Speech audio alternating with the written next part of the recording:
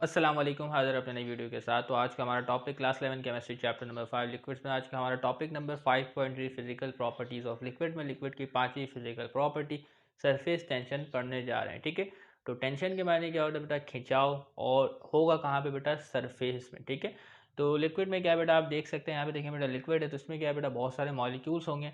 तो कुछ मॉलिक्यूल जो है बेटा वो विद इन द लिक्विड होंगे। ठीक है, और एक क्या है बेटा? एक लेयर जो है वो ऊपर होगी। ठीक है, तो जो मॉलिक्यूल क्या है बेटा? With in the same molecule है। ठीक है, ये मॉलिक्यूल देख रहे हैं तो ये मॉलिक्यूल जो है अपने जैसे ही मॉलिक्यूल से घिरा हुआ होगा। ठीक है, तो ये मॉलिक्यूल जो है वो अपने जैसे ही मॉलिक्यूल से घिरा हुआ होगा, तो इसके ऊपर जो मॉलिक्यूल जो फोर्स लगा रहे होंगे, ठीक है, वो क्या है बेटा? बराबर होगी। ठीक है ना, सोचिए ये मॉलिक्यूल है, कोई बराबर से एक मॉलिक्यूल इसके ऊपर फोर्स लगा रहा है। ठीक है, और एक सेम मॉलिक्यूल बराबर से फोर्स लगा रहा है, तो क्या है बेटा? यहाँ पे जो फोर्स ऑफ अट्रैक्शन है वो काउंटर बैलेंस हो गई। ठीक है, यानी दोनों के इफेक्ट्स आपस में कैंसिल हो गए। ठीक है, इसी तरीके से एक मॉलिक्यूल नीचे है, इसके ऊपर फोर्स लगा रहा है, और एक मॉलिक्यूल इसके ऊपर है, इसके ऊपर फोर्स लगा रहा है। ठीक है, मॉलिक्यूल सेम साइज मैंने छोटा बना दिया, तो यहाँ पे क्या है बेटा? फोर्स ऑफ अट्रैक्शन जो इसके ऊपर है, नेट फोर्स है, वो जीरो होगी। क्योंकि क्या है बेटा? जो फोर्स ऑफ अट्रैक्शन है वो बराबर है, इक्वली है, क्योंकि बेटा इसमें सेम मॉलिक्यूल्स मौजूद है। ठीक है, तो जो मॉलिक्यूल आप देख रहे हैं जो विद इन द लिक्विड मौजूद है, तो इसके ऊपर जो नेट फोर्स है वो जीरो है। ठीक है ना, अब इसी के मुकाबले में बेटा जो मॉलिक्यूल सरफेस में मौजूद है, ठीक है, जो मॉलिक्यूल क्या है बेटा? सरफेस में मौजूद है, तो इसमें देखेंगे बेटा सरफेस में एक जो फोर्स लग रही है बेटा इस साइड में लग रही है, और एक फोर्स जो है वो इस साइड में लग रही है। ठीक है, तो ये दोनों फोर्सेज जो है वो आपस में बैलेंस हो जाएगी, क्योंकि जो साइड में मॉलिक्यूल होगा वो बेटा सेम मॉलिक्यूल होगा, यहाँ पे बेटा सेम मॉलिक्यूल होगा। ठीक है, ये फोर्स तो बैलेंस हो गए। अब इसके अलावा देखेंगे बेटा, ये जो आप मॉलिक्यूल देख रहे हैं, ठीक है, तो इसके नीचे भी एक मॉलिक्यूल होगा। ठीक है, जो इसके ऊपर फोर्स लगाएगा डाउनवर्ड, इनवर्ड फोर्स। ठीक है, तो अब क्या आप इसके ऊपर कोई मॉलिक्यूल देख रहे हैं वाटर का? नहीं है, इसके ऊपर कोई वाटर का मॉलिक्यूल नहीं है, तो यहाँ पे कोई फोर्स मौजूद नहीं है। ठीक है, तो अब होगा क्या बेटा? जो सरफेस में जो मॉलिक्यूल मौजूद है, ऐसे बहुत सारे मॉलिक्यूल सरफेस में मौजूद होंगे, ऐसे बहुत सारे मॉलिक्यूल जो है वो सरफेस में मौजूद होंगे। ठीक है, तो क्या होगा बेटा? सरफेस के मॉलिक्यूल है, इनके ऊपर क्या लगेगा बेटा? एक इनवर्ड फोर्स लगेगी, डाउनवर्ड फोर्स लगेगी इस मॉलिक्यूल की जानिब से। ये बात समझ में आ रही है आपको? तो इसके नतीजे में होगा क्या बेटा? जो सरफेस है इसमें तनाव आएगा, इसमें एक खिंचाव आएगा, और ये सरफेस जो है एक मेम्ब्रेन की तरह एक्ट करेगी। ठीक है, एक मेम्ब्रेन की तरह, एक तह की तरह एक्ट करेगी। ठीक है, और इसकी वजह से ये होगा कि आप देखेंगे कि बेटा जो सरफेस एरिया है उसमें कमी वाक़ई होगी। ठीक है, तो सरफेस एरिया में कमी वाक़ई होगी, इसमें तनाव आएगा, और जो सरफेस है एक मेम्ब्रेन की तरह एक्ट करेगी। ठीक है, तो इसके एप्लीकेशंस में आप देख सकते हैं, जैसे कि आप इसमें देखें बेटा, एक पिन है, ठीक है, पानी के ऊपर मौजूद है। तो पानी के ऊपर क्यों मौजूद है? क्योंकि पानी की जो है वो सरफेस टेंशन ज़्यादा है। ठीक है, तो पिन में इतनी फोर्स नहीं कि क्या है बेटा? उस पानी को हटाते हुए, यानी उस मेम्ब्रेन को ख़त्म करते हुए, उस अट्रैक्टिव फोर्स यानी सरफेस टेंशन को ख़त्म करते हुए पानी के अंदर चले जाए। ठीक है, हाँ अलबत्ता अगर आप पिन को बहुत तेज़ी से अंदर क्या है बेटा? फोर्स करते हैं, ठीक है, तो पिन जो है वो आसानी से नीचे चले जाएगी। ठीक है, इसी तरीके से आप निडल को भी रख सकते हैं पानी के ऊपर बड़े आराम से। ठीक है, तो ज़्यादा फोर्स से नहीं कि जो सरफेस टेंशन है वो मुतासर हो जाए। ठीक है ना, क्योंकि तमाम चीज़ों की क्या है बेटा? आपके पास एक लिमिट होती है। इसी तरीके से आप देखेंगे बेटा वाटर ड्रॉप्स, ठीक है, जो वाटर ड्रॉप्स होते हैं वो हमेशा स्फेरिकल क्यों होते हैं? जब गिर रहे हैं वाटर ड्रॉप जो है वो हमेशा स्फेरिकल क्यों होते हैं? वो इसलिए होते हैं बेटा क्योंकि वो चाहते हैं कि अपना जो सरफेस एरिया है उसको कम से कम रखें। ठीक है, तो वाटर की जो सरफेस टेंशन होती है वो ज़्यादा होती है, तो इस वजह से क्या है बेटा? वाटर ड्रॉप जो है वो स्फेरिकल होते हैं। ठीक है, और इसके अलावा देखेंगे बेटा आप जो मच्छर, ठीक है, या इसके अलावा इस स्पाइडर को देखें, तो ये भी जो है पानी के ऊपर बआसानी चल सकता है। किसकी वजह से बेटा? सरफेस टेंशन की वजह से, क्योंकि जो सरफेस टेंशन की वजह से जो अपर सरफेस है वो as a layer, as a stretch membrane act कर रही है। ठीक है, तो बेटा सरफेस टेंशन में क्या होता है बेटा? सरफेस में तनाव आता है, और इस तरीके से सरफेस के एरिया में कमी वाक़ई होती है। ठीक है, तो सबसे पहले हम सरफेस टेंशन को पढ़ने से पहले हमें दो फोर्सेस को जानना पड़ेगा। एक है कोहेसिव फोर्सेस और दूसरा है एडहेसिव फोर्सेस। ठीक है, तो कोहेसिव फोर्सेस जो मॉलिक्यूल होंगे बेटा, सेम मॉलिक्यूल्स के दरमियान जो इंटर मॉलिक्यूलर फोर्सेस होती हैं उसको हम कोहेसिव फोर्सेस कहते हैं। ठीक है, कोहेसिव फोर्सेस और adhesive forces inter molecular forces ही हैं। ठीक है, बस सेम मॉलिक्यूल और डिफरेंट मॉलिक्यूल्स का फ़र्क है।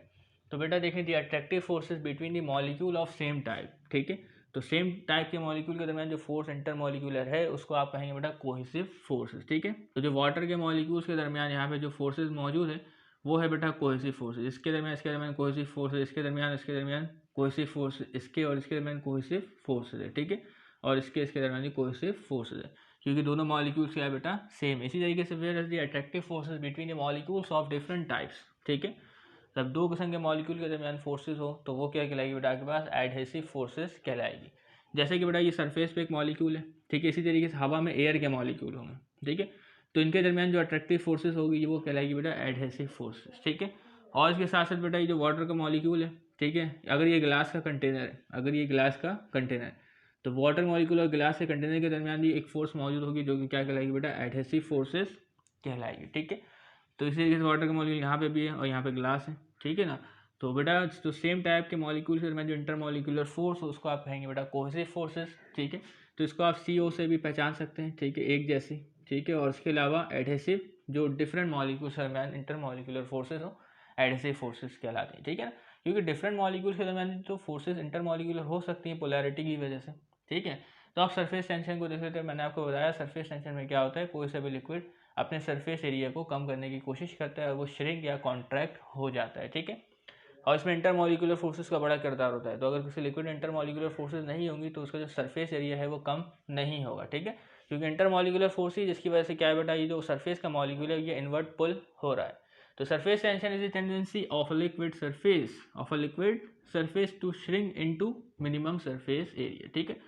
तो जिनसे मॉलिक्यूल है वो इसके ऊपर क्या बेटा, एक इन्वर्ट फोर्स लगाएंगे तो सरफेस के जो मॉलिक्यूल है वो श्रिंक हो जाएंगे और इस तरीके जो सरफेस एरिया है उसमें कमी वाक़ आएगी, ठीक है। सरफेस एरिया में क्या बेटा, कमी वाक़ आएगी। तो देखिए बेटा एट लिक्विड एयर इंटरफेस, ठीक है। तो ये है बेटा एक लिक्विड सरफेस और ये है एयर, तो इनके दरमियान जो बाउंड्री है उसको लिक्विड एयर इंटरफेस कहते हैं, ठीक है। Surface tension result from the greater intermolecular forces of liquid molecules to each other, ठीक है। तो सरफेस टेंशन क्यों अमल में आया, क्योंकि जो इंटरमॉलिक्यूलर फोर्सेज थी, ठीक है, यानी कोहेसिव फोर्सेज थी वो लिक्विड के मॉलिक्यूल्स के दरमियान ज़्यादा थी, ठीक है। तभी जो है वो सरफेस टेंशन जो अमल में आया, ठीक है, बनिस्बत एयर और लिक्विड के, ठीक है ना। तो ड्यू टू कोहिजन, तो सरफेस टेंशन क्यों अमल में आया, ड्यू टू कोहिजन या कोहेसिव फोर्सेस, ठीक है। Than to the molecules in the air due to adhesion, ठीक है। तो सरफेस टेंशन जो आया आपके पास किसी वजह से बेटा ड्यू टू कोहिजन आया, नॉट ड्यू टू एडिशन। तो यही बात यहाँ पे लिखी हुई है, at liquid air interface surface tension result from the greater intermolecular forces of liquid molecules to each other due to cohesion, ठीक है। तो सरफेस टेंशन जो है वो कोहिजन की वजह से आता है, ठीक है, एडिशन की वजह से नहीं आता, ठीक है। तो than to the molecules in the air due to adhesion, क्योंकि जो एडहेसिव फोर्सेज होगी वो बहुत वीक होगी और कोहेसिव फोर्सेज जो है वो ज़्यादा स्ट्रांग होगी, ठीक है ना। तो सरफेस टेंशन को हम दो तरीके से डिफाइन करते हैं। तो दोनों डेफिनेशन आपकी किताब में लिखी हुई है, लेकिन अभी हम सिर्फ एक डेफिनेशन को देखेंगे और दूसरी डेफिनेशन को आखिर में देखेंगे, ठीक है।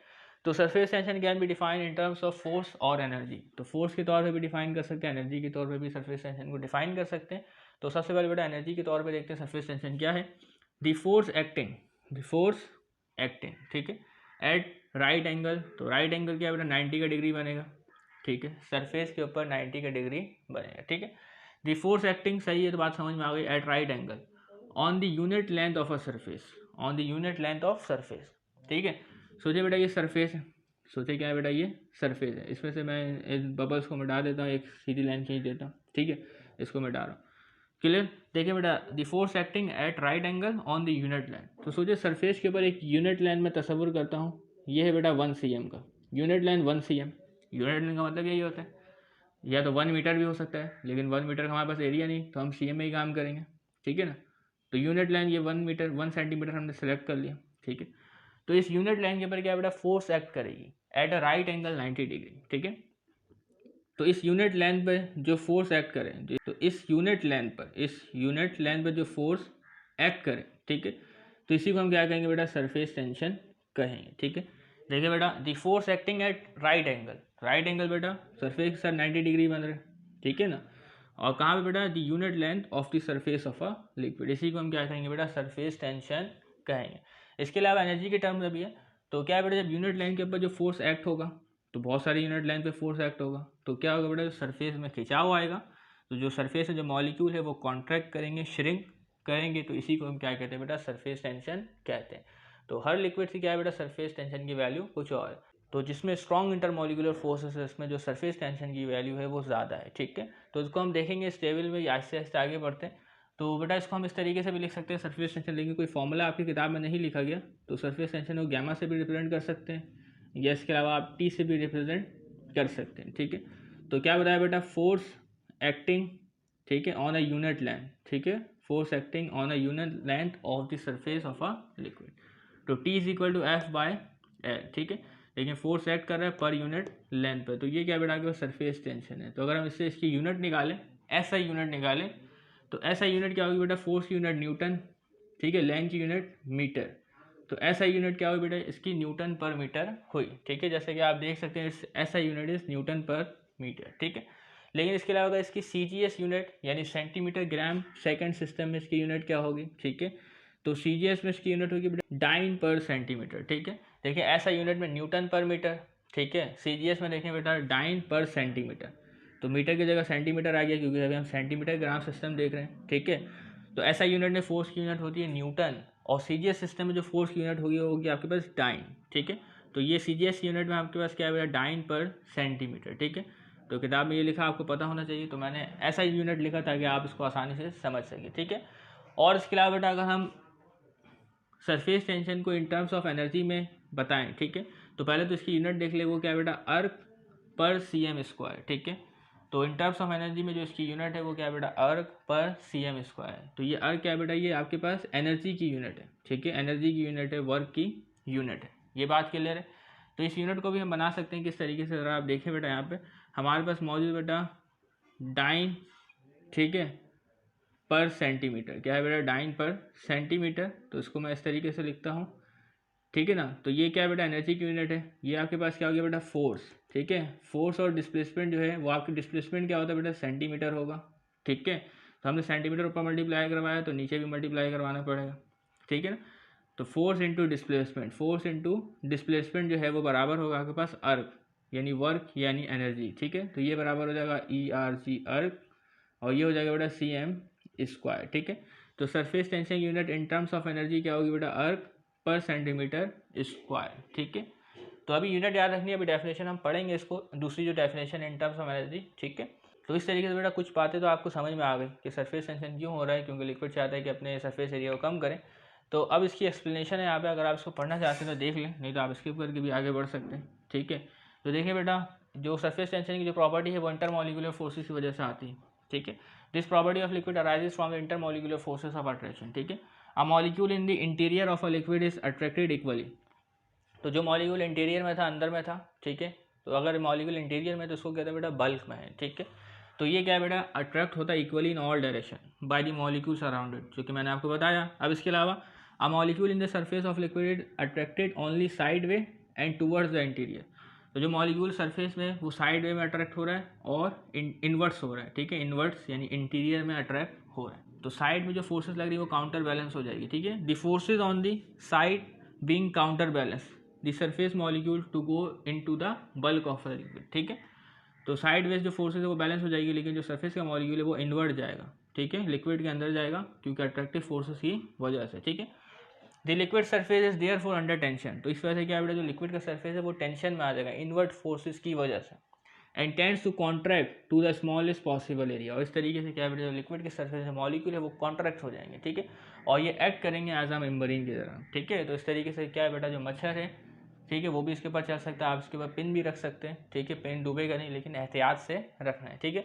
तो ये तो आपने इसकी एक्सप्लेनेशन देख ली। तो अब एक सवाल है साइंटिफिक रीजन का आपके पास मौजूद है, why does a falling drop of a liquid is spherical. ये भी मैं आपको बता चुका हूँ कि लिक्विड का ड्रॉप स्फेरिकल क्यों होता है। इसलिए होता है कि देखिए बेटा अगर ये लिक्विड का ड्रॉप है, ठीक है, तो बेटा लिक्विड में सोचे मॉलिक्यूल जो है वो सरफेस में भी मौजूद है, ठीक है। वाटर के मॉलिक्यूल जो है वो सरफेस में भी मौजूद है।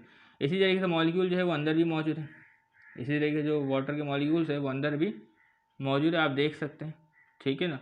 तो होता क्या है बेटा ये जो मॉलिक्यूल है ये इसके ऊपर फोर्स लगाएगा, इसके ऊपर फोर्स लगाएगा, और इसके ऊपर साइडों से भी फोर्स लग रहा हो, लेकिन यहाँ से कोई फोर्स नहीं लग रहा, यहाँ से कोई फोर्स नहीं लग रहा। तो ये जो अंदर जो मॉलिक्यूल है ना, ये जो अंदर मॉलिक्यूल है ये इसको इन्वर्ट की तरफ खींचेगा, इसको अंदर की जानिब खींचेगा। ये वाला मॉलिक्यूल भी इसको अंदर की जानिब खींचेगा, ये वाला मॉलिक्यूल भी इसको अंदर की जानिब खींचेगा, कोई मॉलिक्यूल यहाँ होगा। तो तमाम जो मॉलिक्यूल अंदर मौजूद है, तमाम जो मॉलिक्यूल अंदर मौजूद है, होंगे तो बहुत सारे, यहाँ तो थोड़े से दिखाए जा रहे हैं। तो वो तमाम मॉलिक्यूल्स को अंदर की जानिब खींचेंगे, अंदर की जानिब खींचेंगे, अंदर की जानिब खींचेंगे, ठीक है। और इस तरीके से क्या होगा जो आपके पास लिक्विड का सरफेस होगा वो कम हो जाएगा, ठीक है। तो इस तरीके से जो वाटर के मॉलिक्यूल है वो किस तरीके से होते हैं बेटा स्फेरिकल नेचर में होते हैं, जब वो क्या होते हैं बेटा ड्रॉप हो रहे हो, ठीक है। और स्फेरिकल नेचर में क्या होता है आने से उनके सरफेस एरिया में कमी वाक़ई होती है, ठीक है। बनस्बत अगर कोई वाटर का मॉलिक्यूल किस तरीके से बेटा स्क्वायर शेप में है, ट्रायंगुलर शेप में है, तो इसमें क्या होता है बेटा सरफेस एरिया ज़्यादा होता है, और स्फेरिकल शेप में क्या होता है बेटा सरफेस एरिया कम होता है, ठीक है। तो why does the falling drop of liquid is spherical, ठीक है, due to surface tension, okay. अब जो सरफेस टेंशन है वो किन फैक्टर्स पे डिपेंड करती है, तो ये बात तो आप जानते हैं बेटा इंटरमॉलिक्यूलर फोर्सेस पे करती है, और साथ साथ टेम्परेचर भी जो है वो सरफेस टेंशन को मुतासिर करता है। तो अगर क्या बेटा इंटरमॉलिक्यूलर फोर्सेस ज़्यादा होंगी मॉलिक्यूल्स के दरमियान, जो सरफेस टेंशन है वो भी ज़्यादा होगा, ठीक है। तो देखिए बेटा, the stronger intermolecular forces among the molecules of a liquid greater is the surface tension, ठीक है। For example surface tension of water is stronger, तो वाटर का जो सरफेस टेंशन है वो स्ट्रॉन्गर क्यों होता है, क्योंकि एक वाटर का जो मॉलिक्यूल है वो 4 हाइड्रोजन बनाने की सलाहियत रखता है, ठीक है, देन मैनी अदर लिक्विड। तो वाटर के मुकाबले में बहुत सारे लिक्विड है, लेकिन वो 4 हाइड्रोजन बनाने की सलाहियत इतनी स्ट्रांगली नहीं रखते हैं, ठीक है। तो due to the presence of strong intermolecular force is hydrogen bonding, ठीक है। तो देखिए बेटा एक टेबल है हमारे पास, वाटर की जो है सरफेस टेंशन दी गई है, जिसको टी से मैंने रिप्रेजेंट किया, लिखा कुछ नहीं। तो सरफेस टेंशन की जो वैल्यू है वो है डाइन पर सेंटीमीटर में, ठीक है, यानी जो सेंटीमीटर लेंथ पे जो फोर्स एक्ट कर रही है, ठीक है, डाइन में, वो क्या है बेटा आपके पास 72.583, ठीक है, यानी वाटर की सरफेस 1 सेंटीमीटर लेंथ पे जो डाइन फोर्स एक्ट कर रही है वो है बेटा 72.583। तो ये है बेटा वाटर की सरफेस टेंशन 72.83। और इसके मध्य मुकाबले में आपके पास इथेनॉल है, एसीटोन है, क्लोरोफॉर्म है, बेंजीन है, ठीक है, इसकी सरफेस टेंशन की वैल्यू बहुत कम है, 22.03, 23.7, 27.1, 28.88।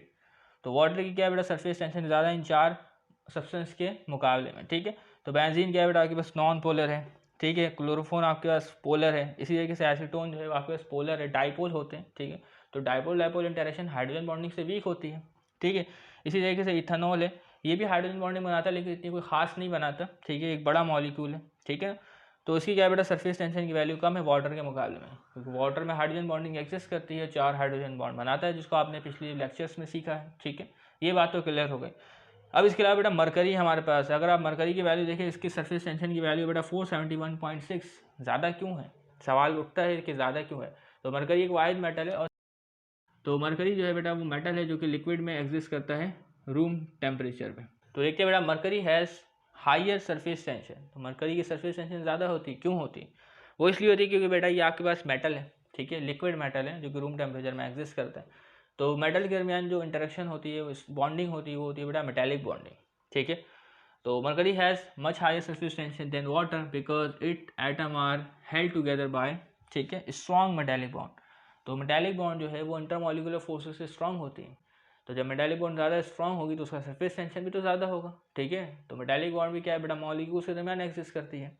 तो देखें बेटा, तो मरकरी के आपके पास क्या है सरफेस टेंशन, वो है बेटा 471.6। तो इस रीज़न को भी याद रखना है, सवाल आपसे पूछा जा सकता है, रीजन्स में आ सकता है, ज़रूरी किताब में जो पीछे रीजन्स हो वही है। सवाल आपसे ये भी पूछा जा सकता है कि वाटर का सरफेस टेंशन क्यों कम है मरकरी के मुकाबले में, तो ये बात भी आपको क्लियर हो गई होगी, ठीक है। तो सरफेस टेंशन जो है वो डिपेंड करता है बेटा इंटरमॉलिक्यूलर फोर्स पे, तो इंटरमॉलिक्यूलर फोर्स ज़्यादा सरफेस टेंशन ज़्यादा, इंटरमॉलिक्यूलर फोर्सेस कम सरफेस टेंशन कम, ठीक है। तो इसके अलावा बेटा टेम्परेचर किस तरीके से अफेक्ट करता है, तो surface tension of liquid decreases with increase in temperature, ठीक है। तो किसी भी लिक्विड का आप टेम्परेचर इंक्रीज करें, टेम्परेचर इंक्रीज करने के लिए हीट एनर्जी देनी पड़ेगी, तो हीट एनर्जी देंगे तो मॉलिक्यूल्स की काइनेटिक एनर्जी में इजाफा होगा, तो मॉलिक्यूल्स की काइनेटिक एनर्जी में इजाफा होगा तो कोहेसिव फोर्सेज यानी इंटरमॉलिक्यूलर फोर्सेज में कमी आएगी, तो इंटरमॉलिक्यूलर फोर्सेज में कमी आएगी तो सरफेस टेंशन जो है वो वीक हो जाएगा, कम हो जाएगा, ठीक है। तो surface tension of a liquid decreases with increase in temperature, this is because increase kinetic energy of the molecule decreases cohesive forces among the molecules, ठीक है। तो इस तरीके से ऐसा होता है। तो अब बेटा जो दूसरी डेफिनेशन है इसको देखते हैं, और फिर इसके बाद मामला ख़त्म नहीं है, इसके बाद हम कैपिलरी एक्शन को देखेंगे जो कि बहुत ही इंपॉर्टेंट टॉपिक है। तो आपने प्रैक्टिकल वगैरह भी किया होगा, तो वहाँ पे आपने देखा होगा कि ब्यूरिट में क्या हो रहा था बेटा, जो आपके पास कुछ भी आप ले रहे थे ब्यूरिट के अंदर, तो इस तरीके से एक कर्व बनता था जिसको मेनिस्कस कहते हैं, इस तरीके से क्या बेटा एक कर्व बनता था, आपने देखा हो, जिसको मेनिस्कस कहते हैं। तो इसको हम डिस्कस करेंगे बेटा कैपिलरी एक्शन में।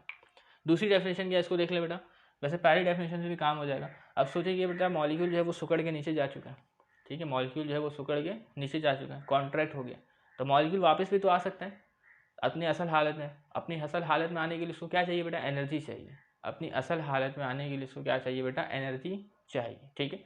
तो वो एनर्जी कहीं ना कहीं से तो एब्जॉर्ब करेगा। तो खैर देखते हैं बेटा इसको, कि amount of energy required to expand the surface of a liquid, ठीक है ना, मॉलिक्यूल कॉन्ट्रैक्ट हो गया, ठीक है, मॉलिक्यूल कॉन्ट्रैक्ट हो गया। अब मॉलिक्यूल को क्या बेटा दोबारा अपनी असल हालत में आना है, ठीक है, अपने सरफेस को एक्सपेंड करना असल हालत में, तो उसके लिए क्या चाहिए बेटा, एनर्जी चाहिए। एनर्जी नहीं होगा तो ऐसा नहीं होगा, ठीक है। The amount of energy required to expand the surface of a liquid, expand to surface of a liquid by a unit area. तो अब यहाँ पे बेटा यूनिट एरिया आ गया, यहाँ पे यूनिट लेंथ नहीं है। तो surface of a liquid unit area क्या होता है? यूनिट एरिया देखिए बेटा, अगर आपके पास कोई सर्कल है, ठीक है, तो इसका भी यूनिट एरिया निकल सकता है। तो उसकी यूनिट क्या आएगी बेटा आपके पास 1 सेंटीमीटर स्क्वायर आएगी। तो ये क्या है बेटा, ये एक यूनिट एरिया, ठीक है। तो सर्कुलर में भी आप ले सकते हैं, स्क्वायर में भी ले सकते हैं, लेकिन अभी हमें इसे नहीं देखना, ठीक है। तो यूनिट एरिया देखें, अगर इसकी लेंथ 1 सेंटीमीटर है, इसकी लेंथ 1 सेंटीमीटर है, ठीक है, तो वो बराबर होगा 1 cm स्क्वायर के। ये क्या है बेटा, यूनिट एरिया। इसी तरीके से बेटा जो आपके पास सर्कल है, ठीक है, इससे भी क्या है बेटा, यूनिट एरिया हो सकता है 1 सेंटीमीटर स्क्वायर, ठीक है, जिसको हम निकालते हैं बेटा, यूनिट एरिया निकालना है तो एरिया का फॉर्मूला पाई आर स्क्वायर, ठीक है। तो इस तरीके से हमारे पास यूनिट एरिया निकल जाएगा, ठीक है। तो यूनिट एरिया को जो एक्सपेंड करने में जो एनर्जी दरकार हो, उससे भी हम सरफेस टेंशन को डिफाइन कर सकते हैं। देखिए बेटा डेफिनेशन दोबारा, the amount of energy required to expand the surface of a liquid by a unit area, ठीक है। तो सिर्फ एक यूनिट एरिया को एक्सपेंड करने में जो एनर्जी दरकार हो, ठीक है, उसको आप क्या कहेंगे बेटा, सरफेस टेंशन भी कह सकते हैं, ठीक है। तो वैसे तो सरफेस एनर्जी भी कह सकते हैं। तो वैसे सरफेस टेंशन की आपको सिर्फ ये डेफिनेशन याद करनी है, ये पता होना चाहिए आपको, the force acting at right angle on the unit length of the surface of a liquid is surface tension. Formula नहीं दिया गया, यूनिट्स पता होने चाहिए, ठीक है। तो ये यूनिट जो है वो इन टर्म्स ऑफ एनर्जी है, ठीक है, और ये आपके पास इन टर्म्स ऑफ फोर्स है। तो इस तरीके पर हमने सरफेस टेंशन को थोड़ा थोड़ा समझा, ठीक है। तो अब कैपिलरी एक्शन देखते हैं, वहाँ पे और भी मिसालें हम देखेंगे, ठीक है। तो अब हम पढ़ने जा रहे हैं बेटा कैपिलरी एक्शन। तो इसमें हमारे पास एक कैपिलरी ट्यूब होगी ग्लास की, जो कि बिल्कुल थिन होगी, ठीक है। इसको हम किसी भी लिक्विड में डुबोएंगे तो वहाँ पे हमारे पास दो किस्म के कैपिलरी एक्शन होंगे, एक होगा बेटा कैपिलरी राइज, एक होगा कैपिलरी डिप्रेशन, ठीक है। तो कैपिलरी राइज में क्या होगा बेटा, आपके पास जो कैपिलरी होगी उसमें कोई भी लिक्विड जो है वो राइज करेगा, ठीक है। और इसके अलावा जो कैपिलरी डिप्रेशन में क्या होगा बेटा, कैपिलरी को डुबोने के बाद कोई लिक्विड है वो अपने सरफेस से नीचे आएगा, ठीक है, डिप्रेस होगा या फॉल होगा, ठीक है। तो इसको आप इस तरीके से समझे, देखिए हमारे पास है बेटा एक कंटेनर में लिक्विड, ठीक है, इसमें मैंने क्या बेटा कैपिलरी को डुबोया। तो अगर तो कैपिलरी राइज आएगा तो लिक्विड जो है अपने सरफेस से राइज करेगा और यहाँ पे आ जाएगा। और इसी तरीके से हमारे पास एक और लिक्विड है, ठीक है। तो इसमें क्या बेटा, मैं दोबारा कैपिलरी को डुबोता हूँ, तो देखें क्या होता है। कैपिलरी को डुबोया, अब देखते हैं क्या कैपिलरी एक्शन आता है। तो ठीक है, इसमें देखिए बेटा कौन सा एक्शन आया, इसमें जो आया आपके पास वो आया कैपिलरी डिप्रेशन। तो कैपिलरी एक्शन में दो किस्म के एक्शन होंगे, एक होगा कैपिलरी राइज, एक होगा कैपिलरी डिप्रेशन, ठीक। तो कैपिलरी एक्शन की डेफिनेशन देखें बेटा, the flow of liquid in a capillary tube is called as capillary action, ठीक है। तो लिक्विड फ्लो करे, राइज करे या डिप्रेस करे या फॉल करे, इसको हम कैपिलरी एक्शन कहेंगे, ठीक है। तो अब जो कैपिलरी एक्शन की वजह है वो क्या है, कैपिलरी एक्शन की जो वजह है वो आपके पास है बेटा कोहेसिव फोर्सेज और एडहेसिव फोर्सेज, ठीक। तो देखिए बेटा, the flow of liquid in capillary tube is due to combined strength of cohesive forces among liquid molecule, ठीक है। तो लिक्विड के मॉलिक्यूल्स के दरमियान जो फोर्सेज होगी उसको आप कोहेसिव फोर्सेज कहेंगे, ठीक है, same molecule. And adhesive forces among liquid molecules and the wall of tube, ठीक है। जैसे ये वॉल है, ठीक है, ये वॉल ऑफ ट्यूब है और किसी लिक्विड का इस वॉल ऑफ ट्यूब के साथ जो अट्रैक्शन है इसको आप कहेंगे एडहेसिव फोर्सेस, ठीक है। तो बाद होकर ऐसा भी होगा बेटा, कोहेसिव फोर्सेस एडहेसिव फोर्सेस ज़्यादा होंगी और बाद होकर ऐसा होगा बेटा एडहेसिव फोर्सेस कोहेसिव से ज़्यादा होंगी, ठीक है। तो वो किस तरीके से अभी बात को समझते हैं। तो सबसे पहले हम देखने जा रहे हैं बेटा कैपिलरी राइज, ठीक है, उसके बाद देखेंगे बेटा कैपिलरी डिप्रेशन। तो वाटर में क्या होता है बेटा, आपके पास कैपिलरी राइज होता है, ठीक है, आपके मरकरी में क्या होता है, आपके पास कैपिलरी डिप्रेशन होता है, ठीक है। तो देखिए हमारे दो कंटेनर, इसमें पानी है, इसमें मरकरी है। अगर हम पानी में कैपिलरी को डुबोते हैं तो यहाँ पे कैपिलरी राइज होगा, ठीक है। और मरकरी में अगर आप क्या बेटा कैपिलरी को डुबोते हैं तो यहाँ पे क्या बेटा आपके पास कैपिलरी डिप्रेशन होगा, ठीक है।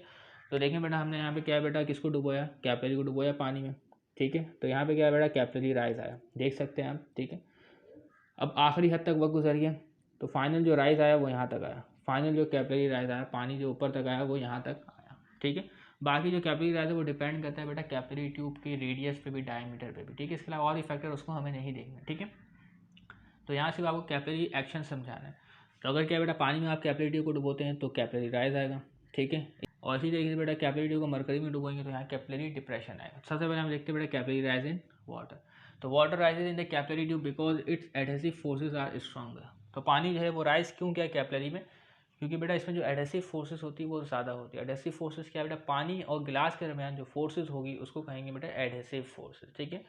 तो एडहेसिव फोर्सेस ज़्यादा होती है तभी जो है पानी जो है वो राइज किया है इस कैपिलरी ट्यूब में, ठीक है, देन कोहेसिव फोर्सेस। तो पानी के मॉलिक्यूल्स के दरमियान इतनी फोर्सेस नहीं होती जितनी गिलास और पानी के दरमियान पाई जा रही है, ठीक है। तो इसी वजह से जो है वो कैपिलरी एक्शन आ रहा है, ठीक है। तो अगर आप यहाँ पे देखेंगे देखिए यहाँ पे जो सरफेस है, लिक्विड की जो सरफेस है वो स्ट्रेट नहीं है। इसको मैं अगर जूम करूँ, ठीक है, तो लिक्विड की सरफेस कुछ इस तरीके से, लिक्विड की सरफेस कुछ इस तरीके से। क्या ये स्ट्रेट है? नहीं है। ये स्ट्रेट क्यों नहीं है? ये स्ट्रेट इसलिए नहीं है बेटा, जो आपके पास अट्रैक्शन है, ठीक है, due to adhesive forces, due to adhesive forces, जो लिक्विड के मॉलिक्यूल्स और गिलास के दरमियान जो एडहेसिव फोर्सेस है, इस वजह से जो इसका शेप है वो कुछ इस तरीके से आ रहा है, ठीक है। और इस किस्म की शेप को आप कहते हैं बेटा कॉनकेव, ठीक है। क्या कहते हैं बेटा? कॉनकेव मेनिस्कस, ठीक है। क्या कहेंगे बेटा? कॉनकेव मेनिस्कस, ठीक है। तो पानी जो है वो कौन सा मेनिस्कस बनाता है बेटा? आपके पास कॉनकेव मेनिस्कस बनाता है अपने सरफेस पे। तो आपने पढ़ा होगा बेटा कॉनकेव लेंस, ठीक है। कॉनकेव लेंस कैसा होता है बेटा? आपके पास कुछ इस तरीके का होता है, ठीक है। इसको हाफ करते हैं बीच से, एक साइड बराबर हो गया और एक साइड कुछ यूँ है, ठीक है। तो देखिए बिल्कुल इस कुछ यूँ है, ठीक है ना। तो अगर मैं इस लेंस को इधर लेकर आऊँ, देखिए आप, ठीक है, यूँ बन रहा है। तो इस तरीके से हम इसको क्या कहेंगे बेटा? कॉनकेव मेनिस्कस कहेंगे। तो पानी जो है वो कॉनकेव मेनिस्कस बनाता है। क्यों बनाता है बेटा? Due to stronger adhesive forces की वजह से, ठीक है। और इसके अलावा जाकर पानी है वो गिलास को भी गीला करने की सलाहियत रखती है। क्यों रखती है बेटा? एडहेसिव फोर्सेस की वजह से, क्योंकि पानी की जो अट्रैक्शन है गिलास से वो ज़्यादा है, तो इस तरीके से गिलास जो है वो भी गीला हो जाता है। तो आपने लैब वर्क किया होगा, तो वहाँ पर जो आप गिलास वेयर से इस्तेमाल करते हैं, वहाँ पर जो है पानी जो है वो इन गिलास वेयर के साथ चिपके रह जाते हैं, वो निकलते नहीं है। क्यों नहीं निकलते? वो इस वजह से, क्योंकि एडहेसिव फोर्सेस की वजह से। तो आपको हिदायत दी जाती है गिलास वेयर को क्या करें बेटा? खुश ज़रूर करें, ठीक है, क्योंकि कंसनट्रेशन का मसला आ सकता है। तो capillary rises seen in water, water rises in the capillary tube because its adhesive forces are stronger than cohesive forces, ठीक है। तो due to stronger adhesive forces water wets glass tube, ठीक है, पानी जो है वो ग्लास ट्यूब को गीला भी कर देती है। एंड फॉर्म कॉनकेव मेनिस्कस, ठीक है। और कैसा मेनिस्कस बना? के पास कॉनकेव मेनिस्कस जो है वो बना है, ठीक है। इसके अलावा बेटा एक साइंटिफिक रीजन का क्वेश्चन है आपके पास, उसमें मरकरी के हवाले से, मरकरी जो है वो कॉन्वेक्स मेनिस्कस क्यों बनाती है, ठीक है ना। तो मरकरी क्यों बनाती है उसको भी हम जानेंगे, ठीक है। तो वो सवाल आपके बुक के लास्ट पेज में लिखा हुआ है, ठीक है, why mercury form convex meniscus, ठीक है।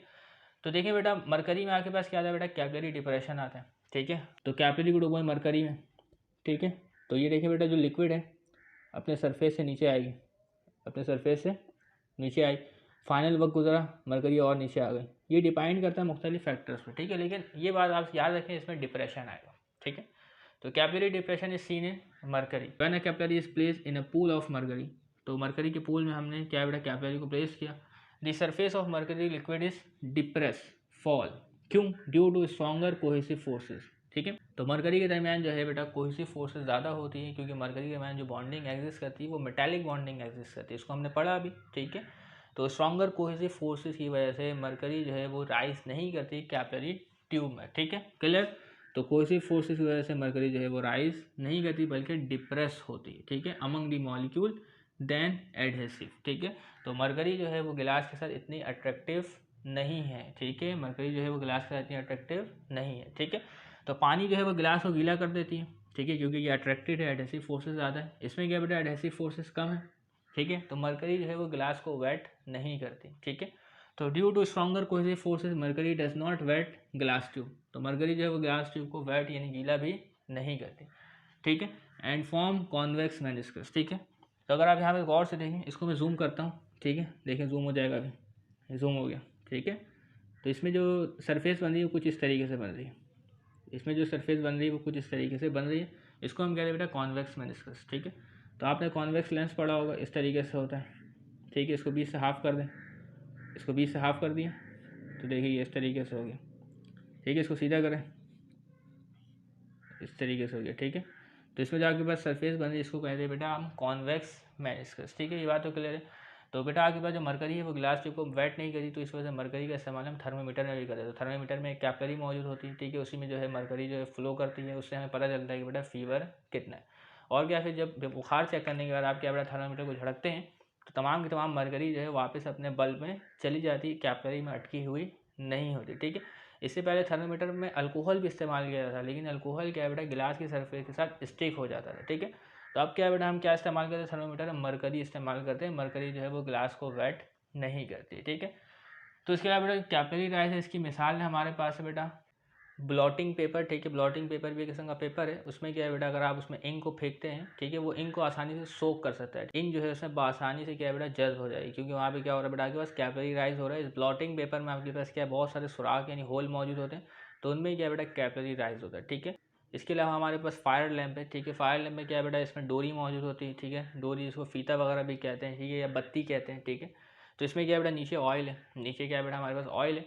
ऑयल जो बेटा इस लिक्विड के साथ ऊपर जाता है, ठीक है, इस डोरी के साथ, इस बत्ती के साथ ऊपर जाता है और ऊपर जाके जलता है। तो यहाँ पे भी क्या है बेटा, कैपिलरी एक्शन का अमल हो रहा है, ठीक है ना। इसमें क्या हो रहा है बेटा, कैपिलरी राइज हो रहा है, ठीक है। इसके अलावा जो बेटा जो दरख्तों को पानी वगैरह मिलता है, ठीक है, जो बहुत ज़्यादा बड़े दरख्त होते हैं वो कैसे, वो भी कैपिलरी एक्शन के जरिए, ठीक है, ज़मीन से पानी को सोख कर रहे हैं। इसके अलावा पूरे पार्ट्स तक पहुँचा रहे हैं, ठीक है ना, यानी ऊपर ऊपर तक। तो प्लांट में बेटा जाइलम फ्लोएम होता है, एक का काम होता है आपके पास पानी को ट्रांसपोर्ट करना, ठीक है।